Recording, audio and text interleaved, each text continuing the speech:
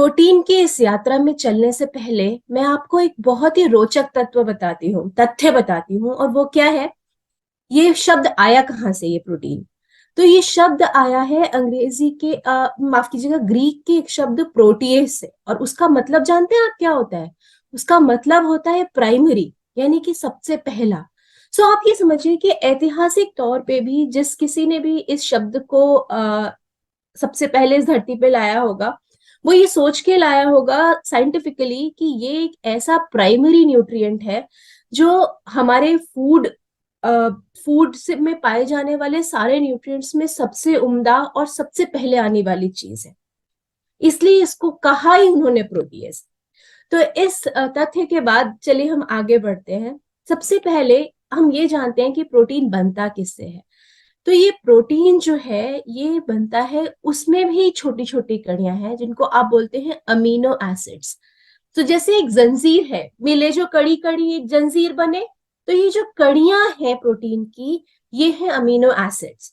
और ये amino acids मिल करके ये जंजीर बनाते हैं, जो बन जाती है आपकी प्रोटीन। अब हमने पिछले कई सत्रों में यह भी जाना है कि शरीर का तकरीबन 70% भाग जो है वो पानी है। अब बाकी 30% क्या है? तो आपको जानकर ये हैरानी होगी कि उस बाकी 30% में कम से कम 15 से 16% तो प्रोटीन ही है। बाकी सब में आ जाते हैं आपके बोन्स वगैरह, लेकिन 15 से 16% जो है आपके प्रोटीन है, जो फिर से ये बताता है, ये दर्शाता है कि प्रोटीन आपके शरीर की बनावट का कितना बड़ा हिस्सा है।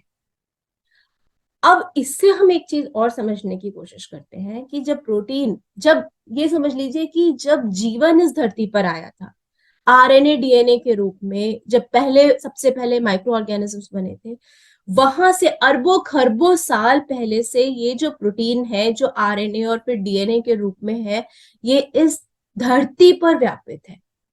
सो उत्पत्ति से लेकर के फिर ये प्रोटीएज से लेके फिर ये अमीनो एसिड्स और फिर शरीर का 15% भाग जब प्रोटीन बना रहा है, तो आप समझिए कि ये कितना जरूरी कंपोनेंट है हमारे। अब आपको एक और बहुत महत्वपूर्ण और चौंका देने वाला तथ्य मैं बताती हूँ कि अर्बन सिटीज में, शहरों में, तकरीबन 73% लोग जो हैं उनमें प्रोटीन की कमी है। और ये बहुत ही डरावना फैक्ट है। और ना तो केवल उनमें कमी है, बल्कि आपको ये जानकर और भी हैरानी होगी कि कम से कम 90% को तो ये पता ही नहीं है कि उनके अंदर प्रोटीन की डेफिशिएंसी है, उनके अंदर प्रोटीन की कमी है।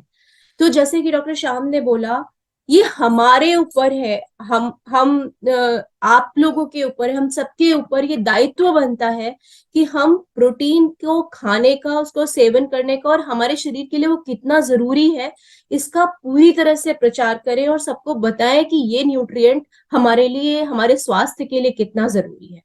और कितना जरूरी है ये भी मैं आपको आगे की स्लाइड्स में बताऊंगी।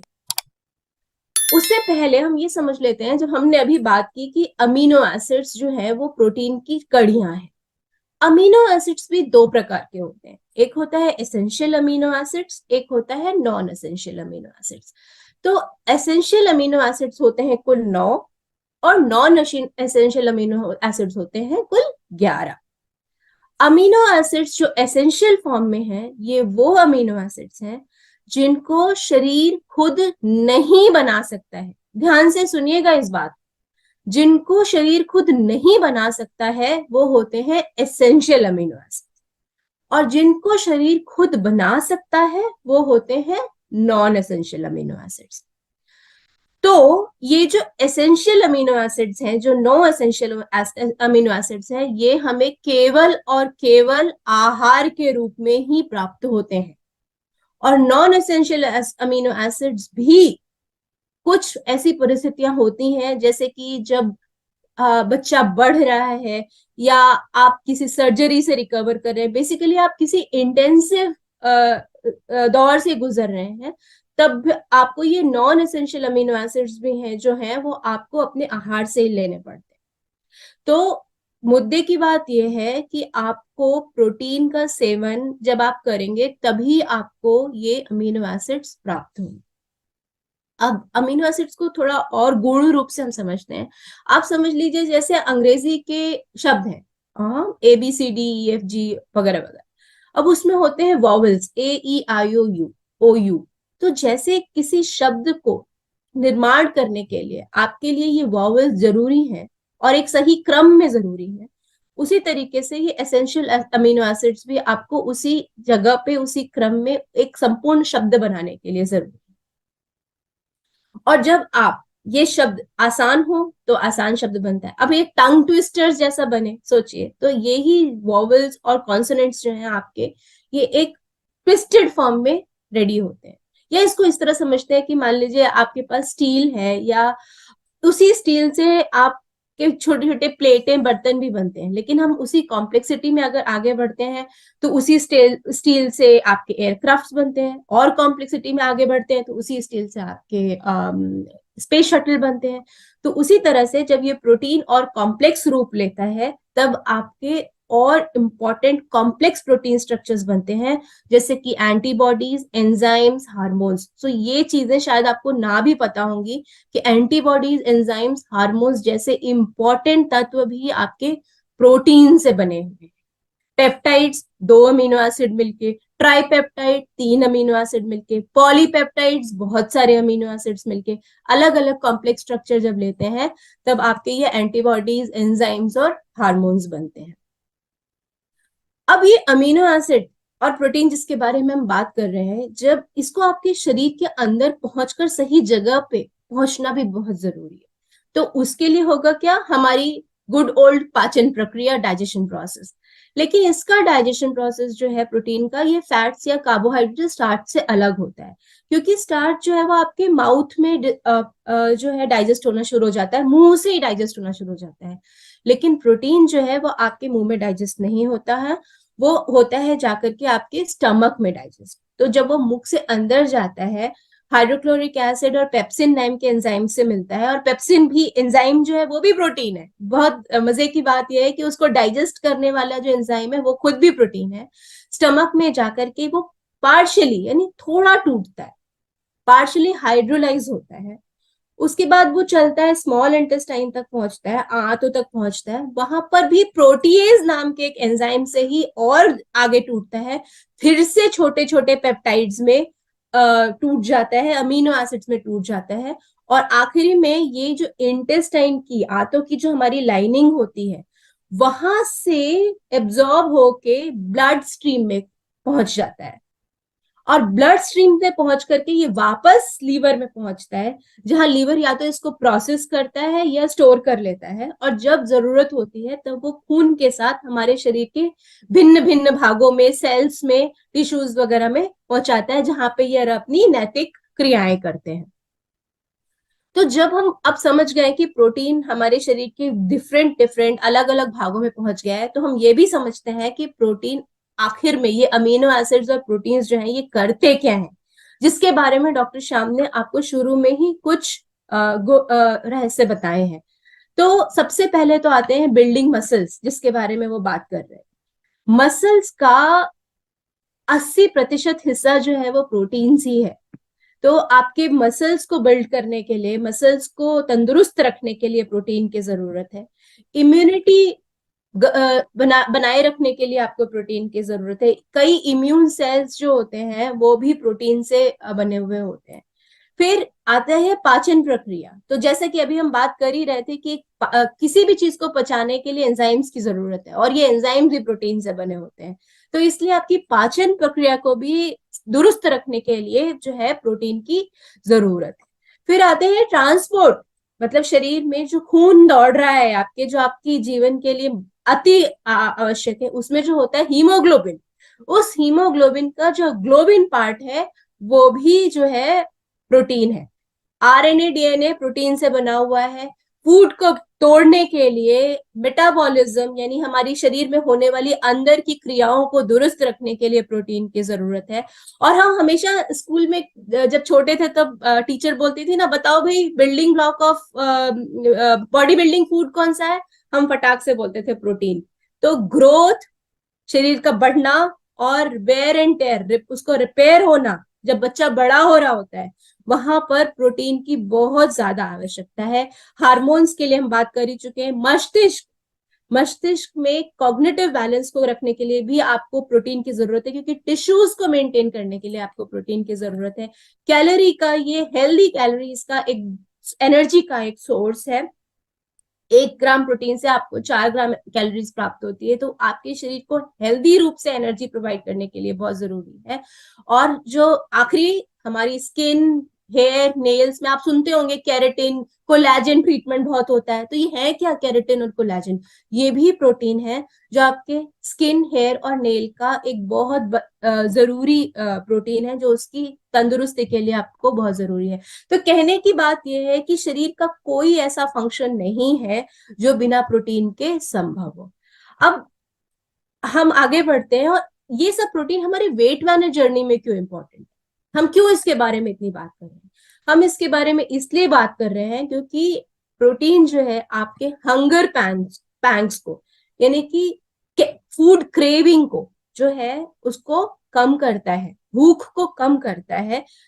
उसके साथ साथ मेटाबॉलिज्म को बढ़ाता है।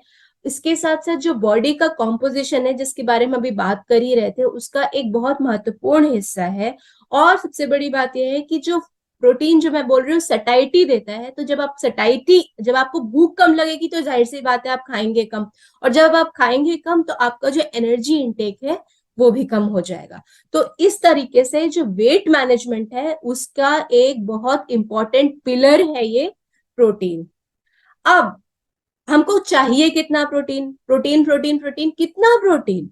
तो आपको बताती हूँ मैं। अगर आपकी लाइफस्टाइल सेडेंट्री है, यानी कि आप दिन का ज्यादातर समय बैठकर बिताते हैं, तो अभी आपके शरीर की वेट के अनुपात में उतना ही प्रोटीन चाहिए होता है।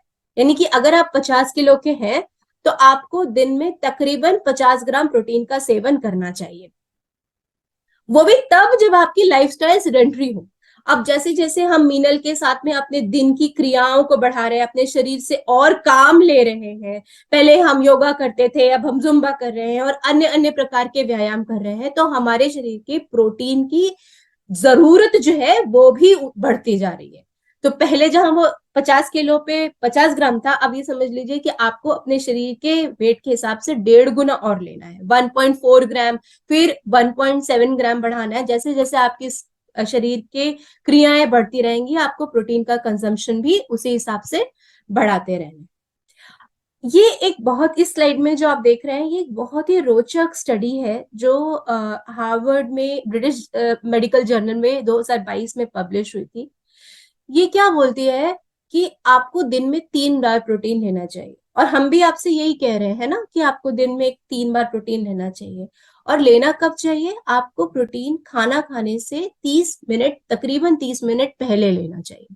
और ये क्यों? ये इसलिए क्योंकि आप ये जानते होंगे कि जब आप खाना खाते हैं, किसी भी आहार को लेते हैं, तो आपके शरीर का जो ग्लूकोज लेवल है वो स्पाइक करता है, फिर वो डाउन हो जाता है। लेकिन अगर आपके शरीर में ये संतुलन नहीं है तो आपको होती है इंसुलिन सेंसिटिविटी।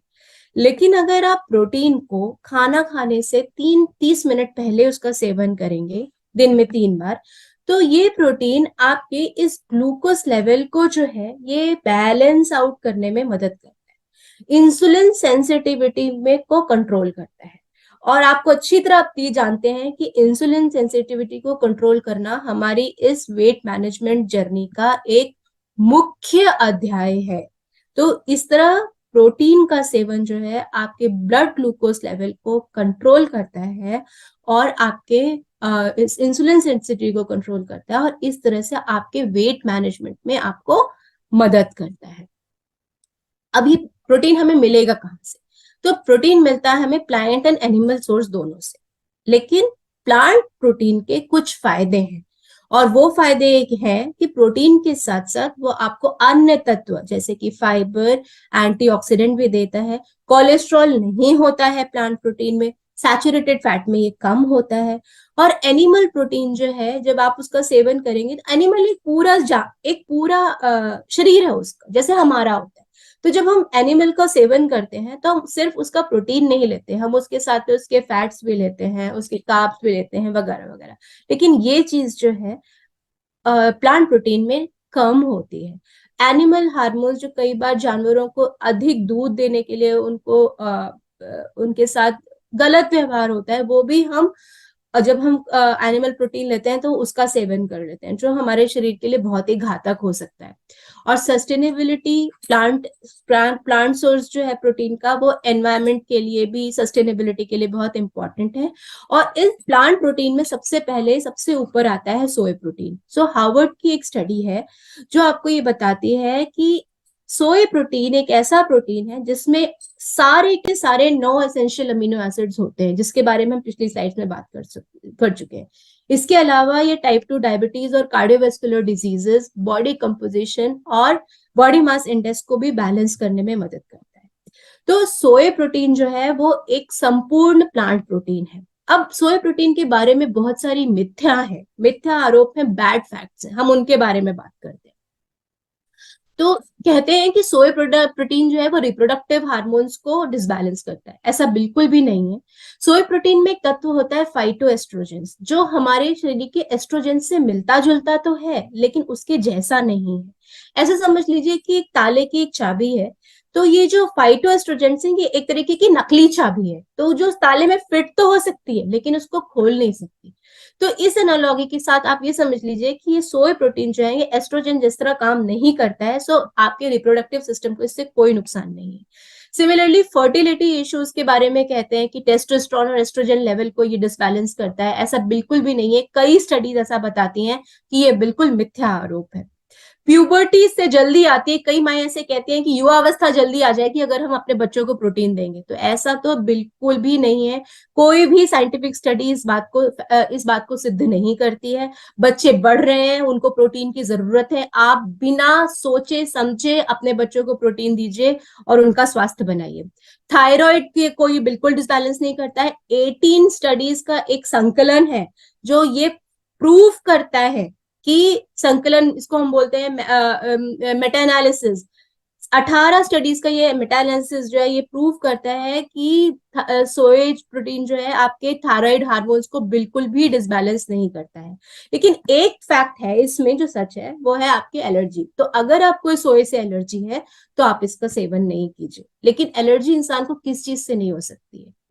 दूध से हो सकती है, गेहूं से हो सकती है। हमारे अपने देश में कितने लोगों को सेलियाक एलर्जी होती है, तो अगर तब आप गेहूं रोटी पराठा भी नहीं खा सकते। तो उसी तरह से अगर आपको सोयाबीन से एलर्जी है तो आप डेफिनेटली इसको मत खाइए। इसके अलावा ये बिल्कुल सेफ है, आप इसका सेवन कर सकते हैं। अब सब कुछ अच्छा अच्छा ही नहीं होता। कई प्लांट प्रोटीन ऐसे होते हैं उनमें कुछ अमीनो एसिड्स कम होते हैं, जैसे कि बीन्स में मेथियोनिन कम होता है, ग्रेन्स या व्हीट में लाइसिन कम होता है, वगैरह वगैरह। तो इस चीज को बैलेंस करने के लिए बनते हैं हमारे अपने संपूर्ण आहार। आप राजमा को चावल के साथ खाते हैं तो आपको आपकी जो राजमा की कमी है मेथियोनिन की, वो चावल पूरा कर देते हैं। खिचड़ी एक संपूर्ण आहार है, तो चावल के साथ में जब आप मूंग दाल और मसूर की दाल या अरहर की दाल को मिक्स करके बनाते हैं तो हर अमीनो एसिड जो है वो बैलेंस आउट हो जाता है। व्हीट ब्रेड को हमें पीनट बटर के साथ खाना चाहिए। मूंगफली एक बहुत अच्छा सोर्स है प्रोटीन का। तो इस तरह से कहने की बात यह है कि आपके प्लांट प्रोटीन के सोर्स जो है जब आप लेकर के आएंगे तो जो थोड़ी बहुत कमियां भी हैं एक दूसरे को ये पूरा कर देते हैं।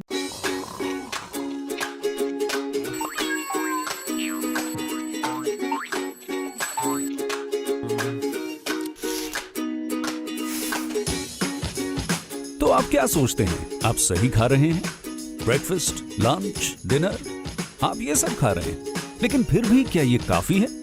और कुछ ऐसी सच्चाइयां और आदतें हैं जैसे प्रदूषण, तेज रफ्तार जिंदगी, मिलावटी भोजन, अपर्याप्त खुराक, जंक फूड और खाना स्किप करना। इससे पोषण की कमी हो सकती है जो आपको अपना बेस्ट देने से रोकती हैं। क्या आप जानते हैं 10 में से 9 भारतीयों के आहार में प्रोटीन की मात्रा बहुत कम होती है? प्रोटीन मांसपेशियों की शक्ति और विकास को बनाए रखने, ऊर्जा स्तर को बनाए रखने, कोशिकाओं के निर्माण, मरम्मत और बनाए रखने में मदद करता है। हमारे इम्यून सिस्टम में मदद करता है, साथ ही बालों, त्वचा और नाखूनों के लिए अच्छा है। एक औसत भारतीय पुरुष को रोजाना 60 ग्राम प्रोटीन, जबकि एक महिला को 55 ग्राम प्रोटीन की जरूरत पड़ती है। हो सकता है आपका रोज का खाना संतुलित न हो और उसमें शायद पर्याप्त मात्रा में प्रोटीन न हो, 60 ग्राम प्रोटीन को सुनिश्चित करने के लिए इनमें से कोई खाद्य पदार्थ बताई गई मात्रा में लेना कठिन हो सकता है और ये काफी ज्यादा कैलोरीज और फैट भी देगा। इसके लिए आप Nutrilite all plant protein powder लेकर अपने नियमित आहार को पूरक आहार बना सकते हैं, जिससे आपको मिलता है 8 ग्राम प्रोटीन, सिर्फ आधा ग्राम फैट और 40 कैलोरी ऊर्जा। हम सब में प्रोटीन की उतनी ही कमी है। तो बहुत सारी स्टडीज हैं, बहुत ही WHO ने स्टडी किया है, IMRB ने, जितनी भी टॉप लेवल की इंस्टीट्यूशंस है उन्होंने इसके बारे में पढ़ा है। और इंडिया में अगर बात करें तो अगेन जो प्रीति ने शुरू में भी बताया, 73% अर्बन इंडियंस। तो अर्बन की रिसोर्सेज की कोई कमी नहीं है, ऐसा नहीं है कि हम नहीं खा सकते, पर मे बी हमारी वो प्रायोरिटी नहीं है। कई बार हमको पूरी जानकारी नहीं होती, कई बार हमारे जो मील चॉइसेस होते हैं वो इतने परफेक्ट नहीं होते, जिसके साथ हम प्रोटीन की डेफिशिएंसी में रन करते हैं। तो ऑफ कोर्स हम मील्स को अपनी कोशिश करें पूरा उसको बैलेंस करने की, अच्छे से अच्छा हेल्दी खाने की, वो बहुत जरूरी है। पर फिर भी जो कमी है उसको पूरा करने के लिए हमारे पास न्यूट्रीलाइट ऑल प्लांट प्रोटीन, तो जो हमारी दिन भर की हमारी रिक्वायरमेंट है और वहां पर जो कमी रह रही है वहां पर ये प्रोडक्ट बहुत ही आसानी से, बिकॉज बहुत ही क्वालिटी प्रोटीन है। तो ऑफकोर्स इसके बारे में कुछ बातें आप श्योर जानते होंगे, पर इस स्टडी के कॉन्टेक्स्ट में जो अभी हमने सुबह सुबह जाना, एक कॉन्सेप्ट होता है कंप्लीट प्रोटीन का। तो चाहे हम प्रोटीन रिच खाना खाते भी हैं, पर हमारे मील्स में कंप्लीट प्रोटीन वाले मील्स बहुत कम होते हैं। जैसे कि नॉर्मली तभी आप बोलते हैं दाल चावल साथ में खाइए, ताकि उसमें जो अमाइनो एसिड दोनों मिला करके उसको कंप्लीट प्रोटीन बताए। कंप्लीट प्रोटीन क्या होगा, जिसमें आपके सारे के सारे 9 एसेंशियल अमाइनो एसिड्स और 11 नॉन एसेंशियल अमाइनो एसिड्स भी साथ में हो, 20 के 20, राइट। तो जो हमारा ऑल प्लांट प्रोटीन है, इसमें जो सोर्सेज इस्तेमाल किए गए हैं, जो इंग्रेडिएंट्स यूज हुए हैं, वो उसको मिलकर के कंप्लीट प्रोटीन बनाते हैं। It's a complete protein in itself, जिसमें टोटल 18 अमाइनो एसिड्स हैं जो आप स्क्रीन पर देख पा रहे हैं। साथ ही साथ अभी हमने बात की importance of complete plant protein, right. Protein खाना जरूरी है, पर प्लांट प्रोटीन की और ज्यादा महत्वता है, क्योंकि ये कंप्लीटली 100% प्लांट से सोर्स्ड है। तो बहुत ही नेचुरल सोर्स ऑफ प्रोटीन है, फर्स्ट ऑफ ऑल प्राकृतिक सोर्स है, राइट। साथ ही साथ जब भी आप कुछ प्लांट से जुड़ा चीज खाते हैं तो उसके जो एडिशनल फाइटो न्यूट्रिएंट्स होते हैं, प्लांट की अपनी जो गुडनेस होती है, जो कॉन्सेप्ट हम अगेन बहुत समझते हैं कि जो उसकी खुद की महत्वता होती है, प्लांट से जो गुडनेस होती है, उनके जो न्यूट्रिएंट्स होते हैं वो भी हम पाते हैं। It comes with some added source of fibre also, क्योंकि कुछ भी जो नेचुरल प्राकृतिक सोर्स होता है उसमें वो एडेड गुडनेस ही हमें मिलेगी, अनलाइक एनिमल प्रोटीन।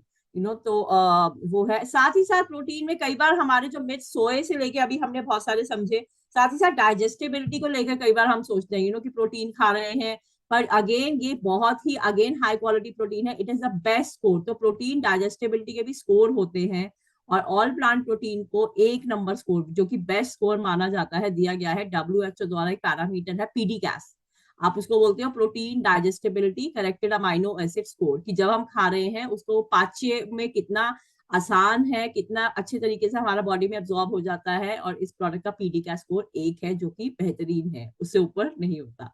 तो पॉइंट ये है कि of course do take care of yourself, healthy खाएं, बैलेंस मील खाएं, पर साथ ही साथ जहां पर हमें थोड़ा सा वो शॉर्टफॉल रह रहा है, डेफिशिएंसी रह रहा है, वहां पर हमारे पास बहुत ही क्वालिटी प्रोडक्ट्स हैं जो ये रिक्वायरमेंट को बहुत इजीली मीट करते हैं। तो एपीपी के बारे में हमने 3 चीजें जानी, उसका digestibility score, amino acid profile, जो कि इसको एक कंप्लीट प्रोटीन बनाता है, और 100% प्लांट बेस्ड प्रोटीन है ये।